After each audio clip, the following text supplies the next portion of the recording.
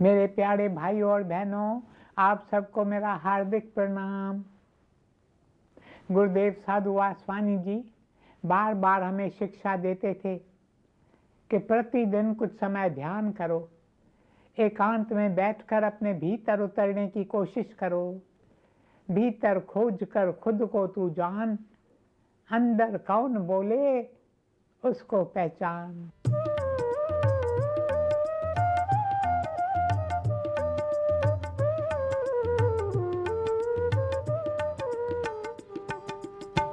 भीतर खोज कर खुद को तू जान, भीतर खोज कर खुद को तू जान, अंदर कौन बोले उसको पहचान, अंदर कौन बोले उसको पहचान, भीतर खोज कर खुद को तू जान।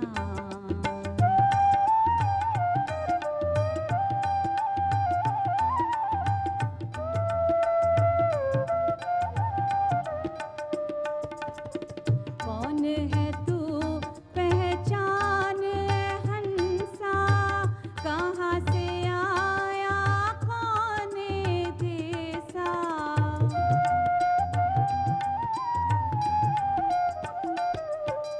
भीतर खोज कर खुद को तू जान, भीतर खोज कर खुद को तू जान, भीतर खोज कर खुद को तू जान, भीतर खोज कर खुद को तू जान। मेरे प्यारे भाई और बहनों, शुरू में बेशक कभी शायद 10 साल, कभी 20 साल तक मन भटकता रहेगा, पर छोड़ना मत, अभ्यास जारी रखना। भगवान का वचन है, जो भी अभ्यास करता है वह एक दिन पाता है, इसलिए अभ्यास कभी मत छोड़ना। हम में से कई लोग 1 साल, 2 साल, 3 साल तक अभ्यास करते हैं, फिर कहते हैं मिला तो कुछ भी नहीं है, उल्टा मन पहले से भी अधिक भटकने लगा है, चलो कुछ और काम करें। काम अवश्य करें, काम करना बहुत ज़रूरी है, क्योंकि उससे हमारे भीतर के कोष साफ होने लगते हैं, जिससे अंतर में उतरने में आसानी होती है। पर अभ्यास नहीं छोड़ना चाहिए मेरे प्यारे भाई और बहनों। इसलिए तो मैं आपके चरणों में बार बार विनती रखता हूँ, you must have your daily appointment with God. हे भगवान, मेरा आपसे अपॉइंटमेंट फिक्स्ड है। आप मुझे दिखाई दे या ना दें, मैं बैठा रहूँगा, आपकी राह देखा रहूँगा, देखता रहूँगा। एक दिन प्रभु अवश्य आएंगे। एक आदमी वृक्ष के नीचे बैठा तपस्या कर रहा था, तभी महर्षि नारद वहाँ से गुजरे। तब आदमी ने कहा, वल्लभ कब मेरे पास आएंगे? इस पर नारद जी बोले, देखो इस वृक्ष पर जितने पत्ते लगे हुए हैं, जब तुम उतने जन्म लोगे तब वह तुम्हारे पास आएंगे। उसने कहा, चलो शुक्र है, वह मेरे पास आएंगे तो सही, मैं इतने जन्म काटने के लिए तैयार हूँ, पर यह बात तो पक्की है कि वे आएंगे। नारद जी बोले, पक्का आएंगे।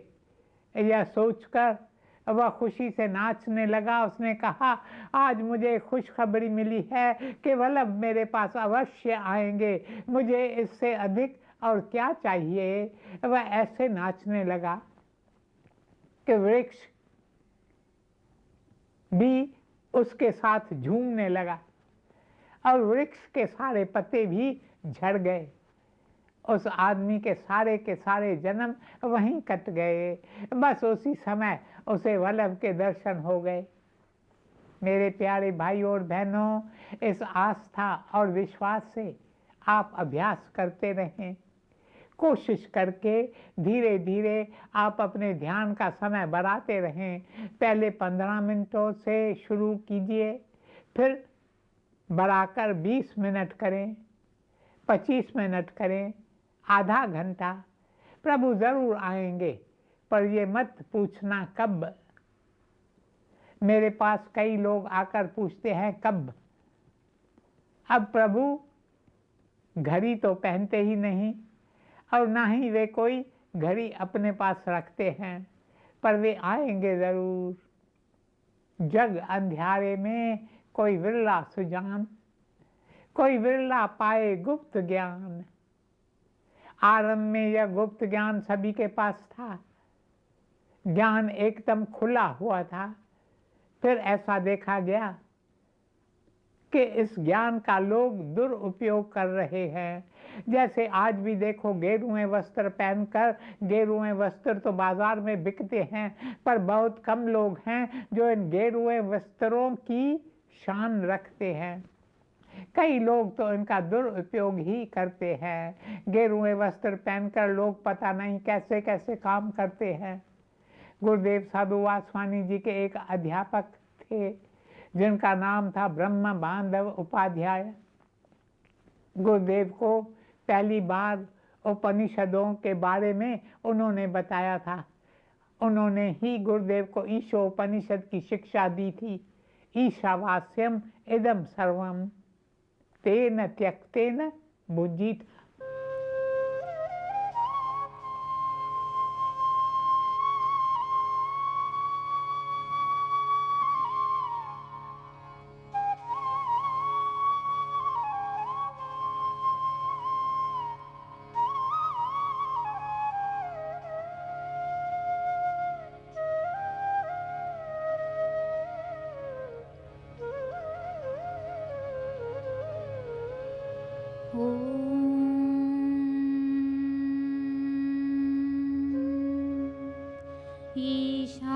ईशावास्यम् इदं सर्वं यत्किञ्च जगत्यां जगत् तेन त्यक्तेन भुञ्जीथाः मा गृधः कस्य स्विद्धनम्।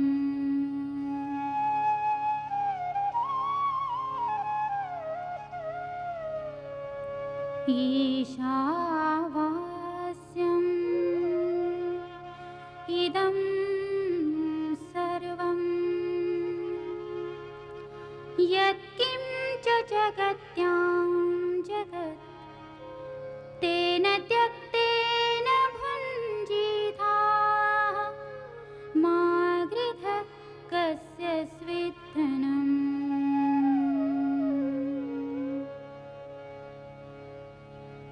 मेरे प्यारे भाइयों और बहनों, ब्रह्म बांधव सन्यासी थे, किंतु साथ ही साथ वे क्रांतिकारी भी थे।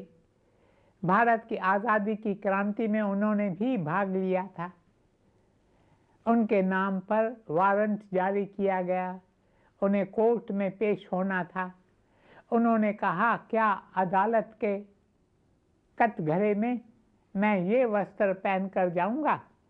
ये तो श्री शंकराचार्य जी की परंपरा के वस्त्र हैं, मुझे क्या इन वस्त्रों का अपमान करना है? कई लोग हैं जो गेरुए वस्त्र धारण तो कर लेते हैं, किंतु उनकी इज्जत नहीं करते। हमारा आचरण सन्यासियों जैसा नहीं है। बहुत कम लोग हैं जो इन वस्त्रों का सम्मान करते हैं।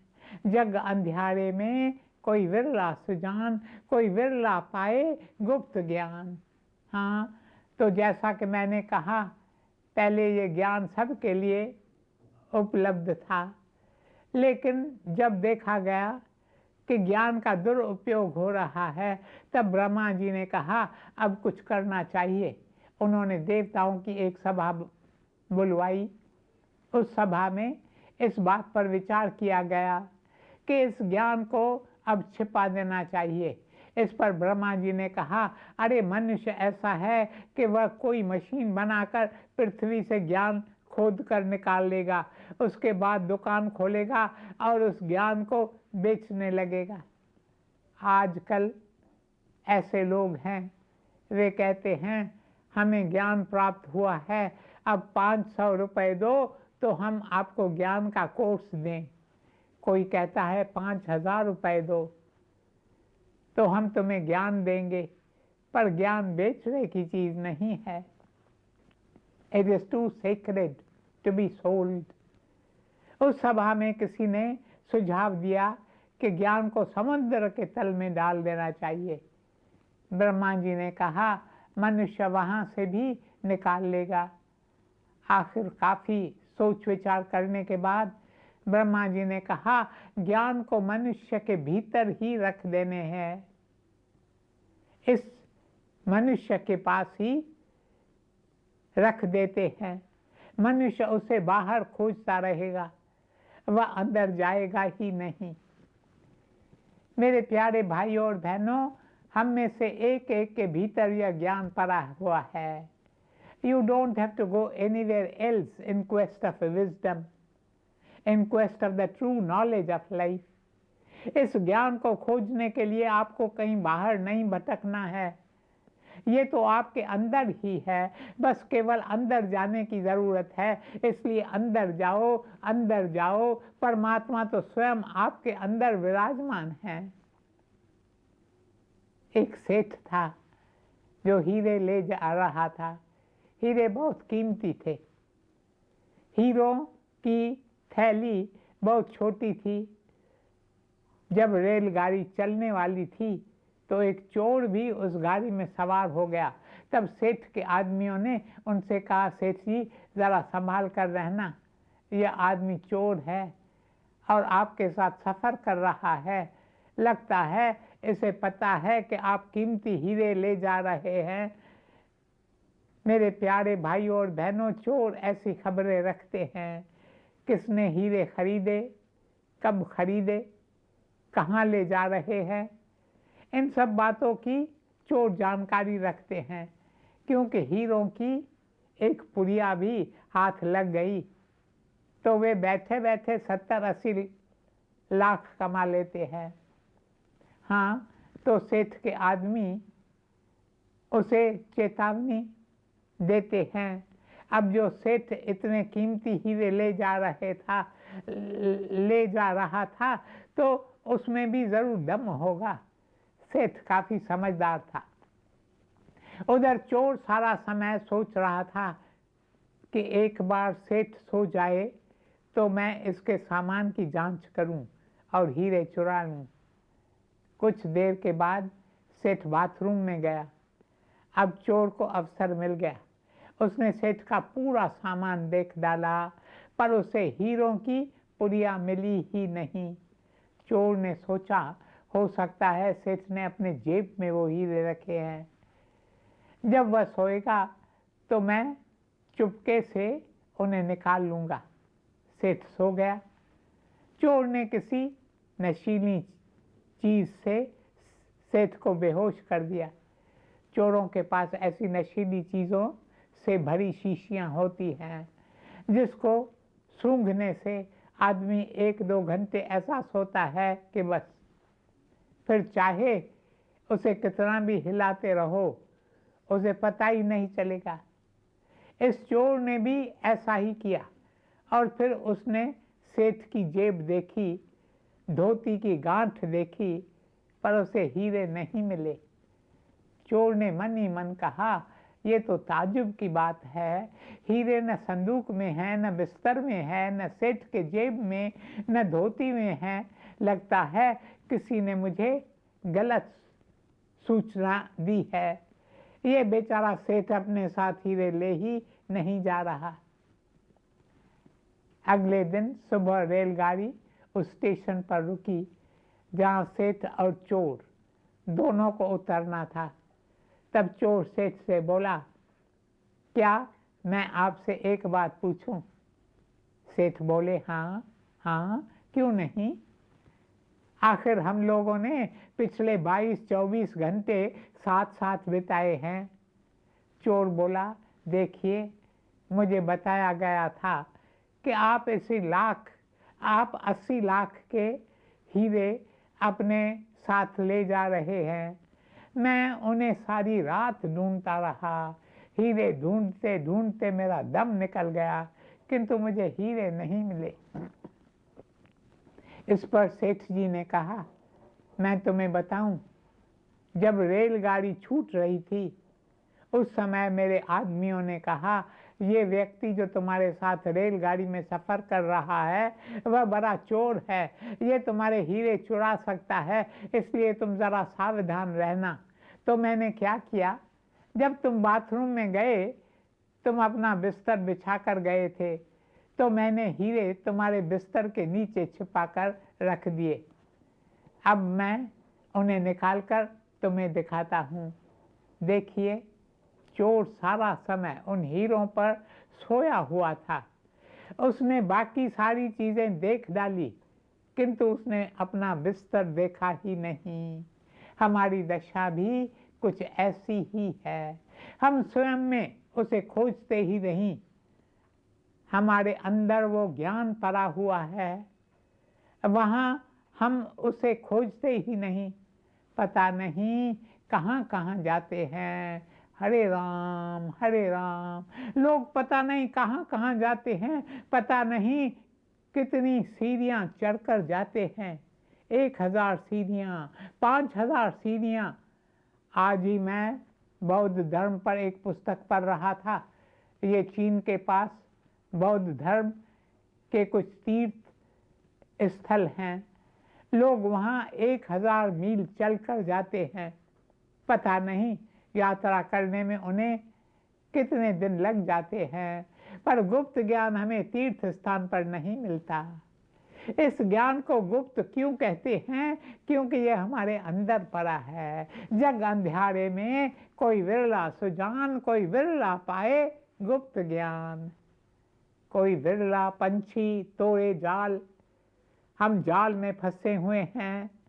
हम इस जाल से कैसे छूटें? हमें और कुछ नहीं करना है, इस जाल से हमें बाहर आना है। हम जाल में फंसे हुए हैं और यह जाल हम अपने लिए स्वयं ही बुन रहे हैं।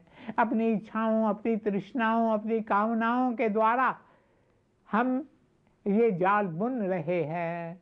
ये मेरा बेटा, ये मेरी बेटी, अरे यदि ये मेरा हुआ तो समझो मेरी जान फंस गई। मेरा क्या है प्रभु, ये तो तेरा ही है, तुमने मुझे दिया है, मैं इसकी सेवा करूँगा। मुझे इस जाल में नहीं फंसना है। ये जाल बना है मेरा से। जब जब मेरा मेरा की भावना मन में आए तो समझ लो हम जाल में फंसे।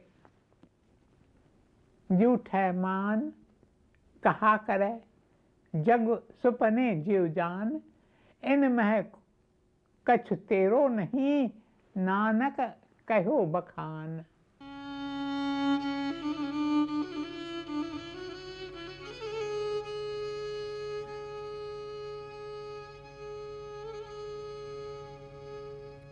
झूठे मान कहा करे,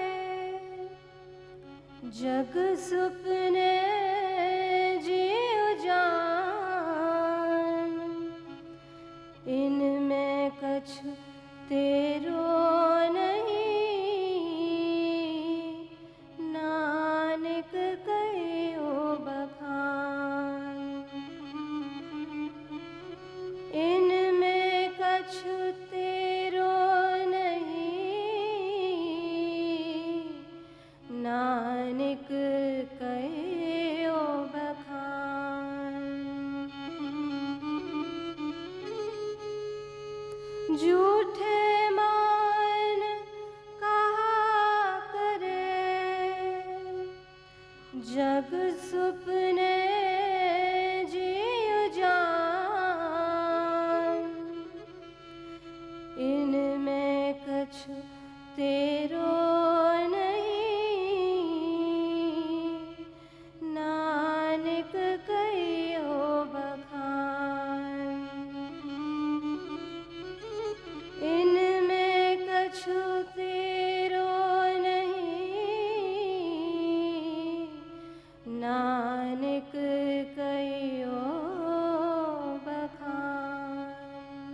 मेरे प्यारे भाइयों और बहनों, यह जाल विशेष रूप से 3 प्रकार का है। एक प्रकार है कंचन, दूसरा है कामनी और तीसरी है कीर्ति। यदि इन तीनों से आप छूट गए तो समझो आप आज़ाद हो गए। कोई विरला पंछी तोड़े जाल, पहुँचे निज धाम होए खुशहाल। जब इस जाल से आज़ाद हो गए तो समझ लो निज धाम पहुँच गए। निज धाम कहीं दूर आसमान में नहीं है, निज धाम भी अंदर ही है। बस फिर हमारा मन रूपी पंछी वहीं अपना बसेरा बना लेता है और विश्राम करता है। तब व्यक्ति अपना काम काज करता है, किंतु उसकी चेतन धारा उस दिव्य ज्योति में टिकी रहती है। इसलिए कोई भी मुसीबत आने पर वह व्यक्ति घबराता नहीं है।